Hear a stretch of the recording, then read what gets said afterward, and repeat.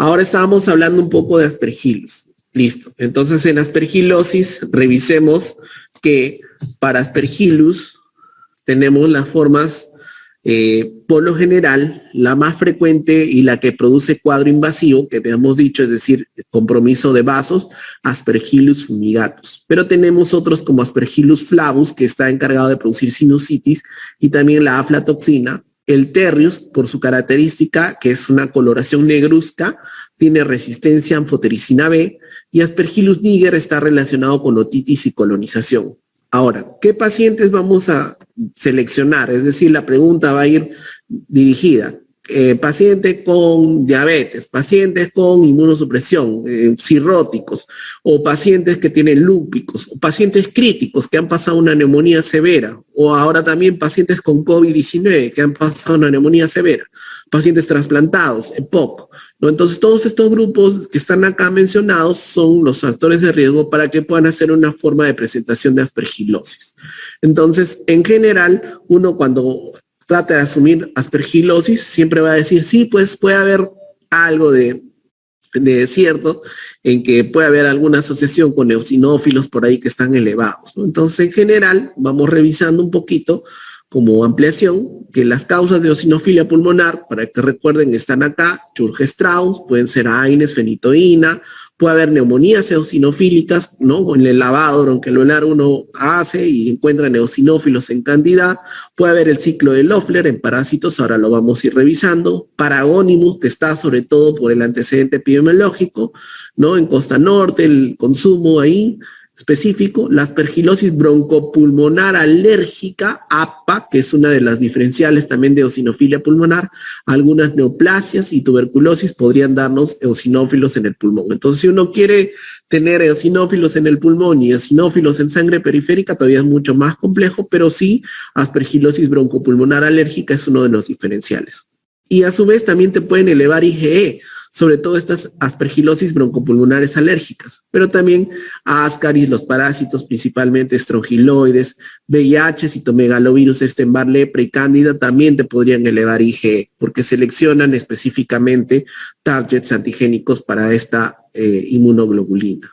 Y dentro de estos también podrían estar las aspergilosis broncopulmonares alérgicas. En conclusión, la condición diagnóstica en estos pacientes podría ser la presencia del Aspergillus, en el caso de aspergilosis broncopulmonar alérgica, Aspergillus presente a través de su inmunoglobulina E específica, ¿ya? Entonces, el paciente que tiene un cuadro, por ejemplo, de sinusitis, que tiene eosinofilia periférica, que tiene la inmunoglobulina E de Aspergillus, específica elevada, los eosinófilos en sangre periférica con un recuento pues específico absoluto más de 500, podrían ser algunos indicadores de que el paciente pueda tener evidentemente esta aspergilosis.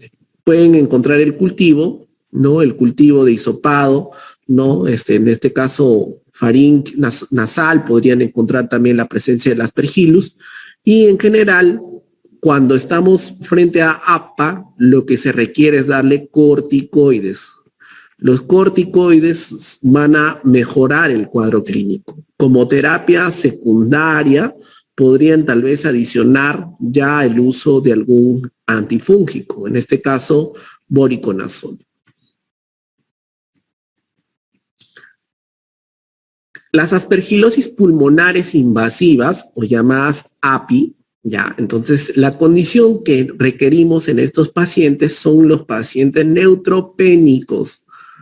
Todo paciente con una neutropenia profunda, severa, posterior a una quimioterapia, ¿no? Inmunosuprimidos, pueden hacer presentaciones. Si ustedes se dan cuenta, le piden una tomografía a ese paciente que está neutropénico y van a encontrar a nivel del pulmón estas lesiones, por ejemplo. ¿Qué son estas lesiones? Las lesiones con signo del halo, ¿no? Es decir, una invasión del Aspergillus a través de los vasos sanguíneos que están rodeando acá a nivel peribronquial y van a producir hemorragia, sangrado. Entonces van a ir viendo cómo se dan estas lesiones. Acá este negrito son las zonas de interfase con cavitación que se está produciendo y eso puede generar incluso también manifestaciones de la aspergilosis invasiva a nivel cutáneo, a nivel cerebral, ¿no? Entonces siempre importante hacer el screening en el paciente que está con neutropenia febril y no mejora con antibióticos, un diferencial importante es la aspergilosis invasiva. Entonces, neutropénico puede tener lesión pulmonar, ¿no? Con signo del halo.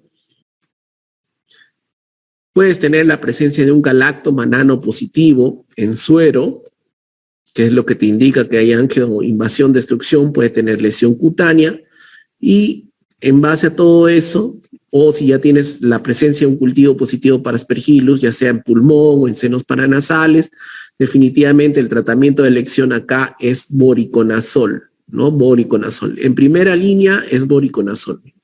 Fíjense que no he mencionado itraconazol hasta el momento.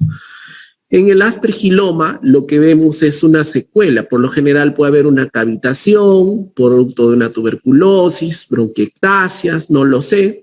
Y a causa de todo eso es que se han formado estas lesiones quísticas que figuran acá, y en base a eso, pues, el tratamiento antifúngico no va a ser suficiente, no va a llegar porque está contenido dentro de una cavidad. Entonces, como no va a llegar, el tratamiento de elección va a ser quirúrgico. En general, en aspergiloma es quirúrgico, ¿ya? Entonces, ahí están sus líneas de tratamiento y en Aspergillus.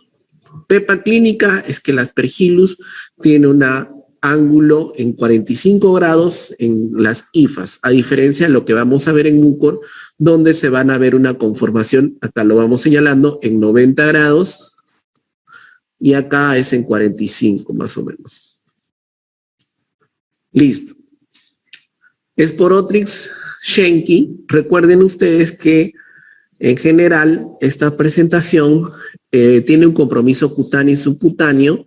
Como vemos acá, el factor de riesgo más importante es la jardinería, puede haber inmunocomprometidos, y la linfangitis nodular es lo importante. Entonces, si nos dicen, si el paciente viene, por ejemplo, de una zona endémica, Abancay, Cajamarca, Ayacucho, Cusco o Tusco, que son zonas, y tiene esta lesión, él es jardinero, ha aparecido con esta lesión que simula lo que fuera una leishmania con bordes elevados, y que miren cómo sigue el camino acá, ¿no? En específico de toda la cadena linfática ascendiendo. Entonces esto podría ser efectivamente una esporotricosis. Es más, le hacemos el cultivo en agar saburot y lo que nos encuentran, o con la tinción de metenamina de plata, son estos cuerpos asteroides que son espiculados acá, que envuelven estas formas de levaduras, ¿no? Porque habíamos dicho que es un hongo dimórfico. Entonces, si es que es un paciente inmunocomprometido, ya no solamente vamos a tener esta presentación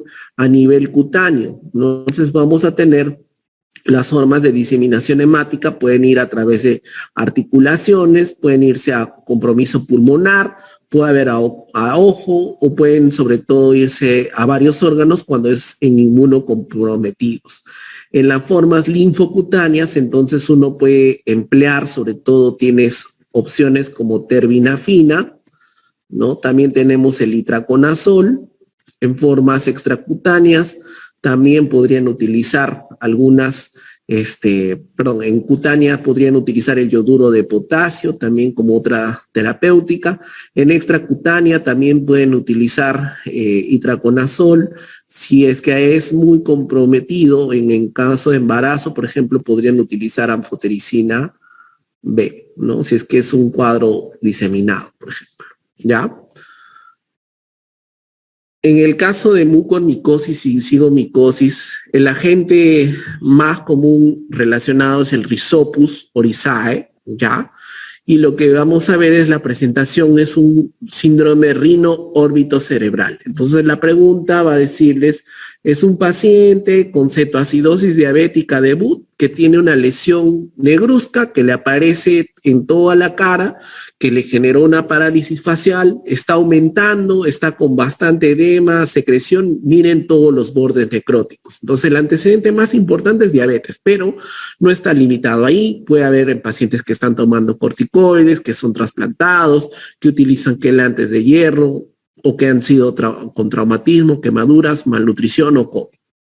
¿Puede haber otro compromiso aparte de todo esto? Sí, podría haber compromiso pulmonar, gastrointestinal, pero principalmente el principal síndrome y lo que debemos recordar es como rino-órbito cerebral. Entonces la empieza así, como fiebre, úlcera necrótica, edema facial, periorbitario, oftalmoplegia y sinusitis. El tratamiento para estos casos va a ser debridamiento y en primera línea deberíamos utilizar algunos agentes como por ejemplo anfotericina, ¿no? Que puede ser utilizada. También tenemos el isavuconazol, que es otra de las terapéuticas acá, y secuencialmente ya podrían utilizar posaconazol, ¿no? En muchos de estos casos, cuando el compromiso es extenso, pueden terminar requiriendo una enucleación, es decir, sacar todo el ojo o parte de la cara también hasta que raspen y dejen todo sin compromiso de estos Rhizopus, ¿no? Mucor del género Zygomycosis que hacen una invasión. No hay biomarcadores en sangre específicos. Hemos visto que hay para casi todos, ¿no? Para Aspergillus, para coco, para histoplasma, ¿no? Antígenos, todo. Pero para Mucor define la biopsia, ¿ya? Es muy importante. Es uno de los diferenciales, el Rhizopus, el que puede generar todo esto.